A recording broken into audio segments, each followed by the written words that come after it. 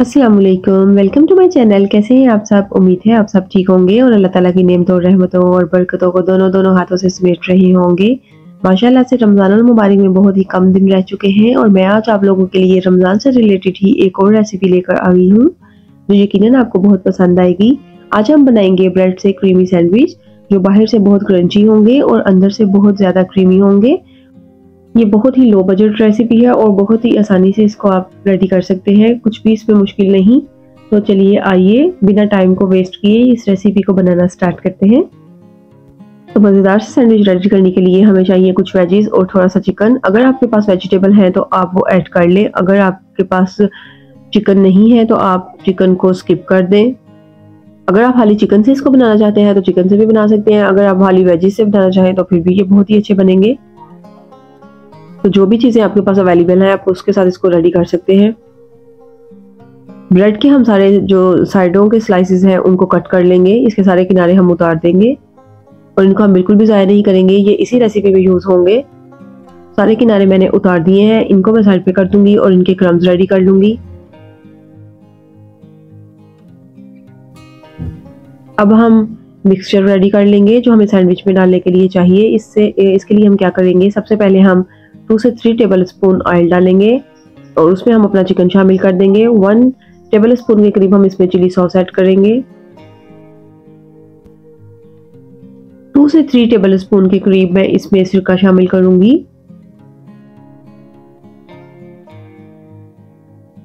सिरका शामिल करने के बाद इसको अच्छे से मिक्स करेंगे।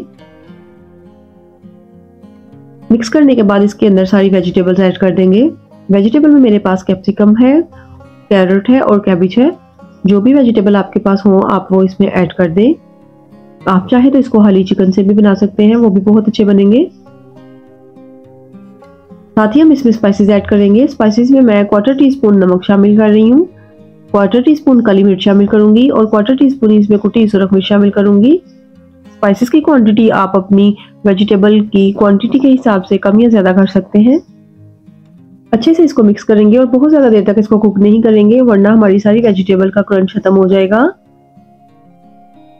1 से 1.5 मिनट के लिए हम इसको सौटे करेंगे और उसके बाद मैं क्या करूंगी कि इसको सारी वेजिटेबल्स को इसी पैन में एक साइड पे कर दूंगी और एक साइड हम इसकी खाली करेंगे। यहाँ हम 1 टेबल स्पून ऑयल शामिल करेंगे। ऑयल शामिल करने के बाद इसके अंदर मैं 1 टेबल स्पून मैदा शामिल कर दूंगी और इसको अच्छी तरह भूनूंगी ताकि मैदे का जो कच्चापन है वो खत्म हो जाए। अब हम इसमें 1 कप के करीब दूध शामिल कर देंगे। दूध शामिल करने के बाद हम इसको कुक करेंगे और इसकी एक सॉस रेडी करेंगे। बेसिकली ये व्हाइट सॉस की तरह ही है जो हम अलग से रेडी करते हैं। तो उसके लिए ये है कि बहुत ज़्यादा आपको मेहनत करने की ज़रूरत नहीं, एक अलग पैन में व्हाइट सॉस रेडी करने की ज़रूरत नहीं, इसमें भी आप बआसानी कर सकते हैं। तो देखिए मैंने एक तरफ जल्दी से व्हाइट सॉस रेडी कर ली, तो ये थिक होना शुरू हो गई है, बहुत जल्दी ये रेडी हो जाती है। तो देखिए ये थिक होना शुरू हो भी गई। मैं अब क्या करूंगी, वेजिटेबल को इसके अंदर मिक्स कर दूंगी और वेजिटेबल मिक्स करने के बाद आप इसको बहुत ज़्यादा देर तक कुक मत करिए, क्योंकि इसकी जो अंदर जो इसका क्रीमीपन है वो सारा खत्म हो जाएगा। हमें इसको बहुत ज़्यादा ड्राई नहीं करना, हमें इसे क्रीमी रखना है। और जो लोग चीज़ लवर हैं, अगर वो इस पॉइंट पे आके चीज़ ऐड करना चाहते हैं तो इसके अंदर मोज़रेला या चेडर चीज़ ऐड कर सकते हैं। मैं इसको प्लेन रख रही हूँ। देखिए मिक्सचर हमारा रेडी हो चुका है। फ्लेम को मैं ऑफ कर दूंगी। फ्लेम ऑफ करने के बाद हम इसको ठंडा होने के लिए रख देंगे। अगर आप इसको बहुत ज़्यादा देर तक कुक करेंगे तो ये बहुत ज़्यादा थिक हो जाएगी और ये आपको एक अच्छा टेस्ट नहीं देगी। जब तक वो हमारा मिक्सचर ठंडा होता है तब तक हम अपनी ब्रेड की कटिंग कर लेते हैं। तो देखिए इस तरह से ब्रेड की कटिंग कर लें।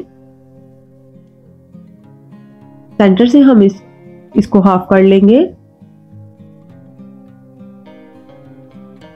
इक्वल साइज में हमने इसको कट कर लिया। अब हम अपना सैंडविच का जो मिक्सचर है उसको इसमें ऐड करेंगे। मिक्सचर हमारा ठंडा हो चुका है। ब्रेड लेंगे, ब्रेड के स्लाइस के ऊपर इस मिक्सचर को लगाएंगे।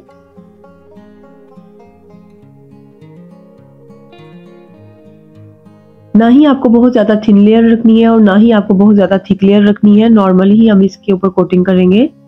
इस तरह से ये देखिए हम इसके ऊपर स्प्रेड कर देंगे।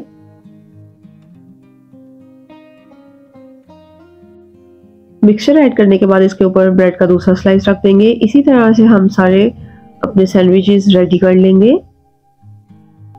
तो सारे सैंडविचेस को मैंने रेडी कर लिया है। अब हम इनकी कोटिंग कर लेंगे। कोटिंग में आपको इजीली बस एक अंडा लेना है, अंडे को इसके ऊपर कोट करें। अंडा कोट करने के बाद आप इसको जो क्रम्स बनाए थे उस क्रम्स में आप इसको कोट करें। तो देखिए आपने जो किनारे उतारे थे वो भी ज़ाया नहीं हुए, उसी वक्त आप इसको फ्रेश यूज़ कर सकते हैं। मैंने उसी वक्त उनको क्रम्स को रेडी किया और इसके ऊपर मैं उनको कोट कर दूंगी।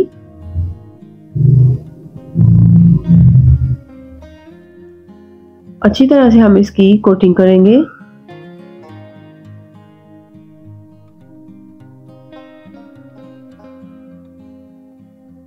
सारे सैंडविचेस इसी तरह से मैं कोट कर लूंगी और उसके बाद हम इनको फ्राई करेंगे। ऑयल को मैंने गर्म होने के लिए रख दिया था। इसको फ्राई करने के लिए आपको बहुत ज़्यादा हाई फ्लेम पे ऑयल को गर्म नहीं करना। ऑयल को आप नॉर्मल टेम्परेचर पर ही रखें। आप इसको मीडियम टू लो फ्लेम पर फ्राई करें क्योंकि ये बहुत जल्दी ब्राउन होना शुरू हो जाएंगे। 30 से 40 सेकंड में ये एक साइड से ब्राउन हो जाएंगे तो हम इनकी साइड को चेंज कर देंगे। अगर आप इनको बहुत ज़्यादा हाई फ्लेम पर फ्राई करेंगे तो ये जल जाएंगे। तो देखिए बहुत जल्दी ये एक तरफ से ब्राउन हो चुके हैं। मैंने इनकी साइड चेंज कर दी है। किसी भी फोक की मदद से आप इनको एहतियात के साथ इनकी साइड को चेंज कर दें। सैंडविच हमारे रेडी हो चुके हैं। इनको हम निकाल लेंगे और इनके ऑयल को ड्रेन कर लेंगे। तो देखिए मज़ेदार से हमारे सैंडविच रेडी हो चुके हैं। बाहर से ये बहुत ज़्यादा क्रंची है और अंदर से बहुत ज़्यादा सॉफ्ट और जूसी है। आई होप आपको ये बहुत पसंद आएंगे और इनको बनाना बहुत ही आसान है। आपने देखा ये बहुत जल्दी रेडी हो जाते हैं और आप फील कर सकते हैं ये बाहर से बहुत क्रंची है और यकीन मानिए ये देखने में भी जितने अच्छे लग रहे हैं इनका टेस्ट भी बहुत ही अच्छा था।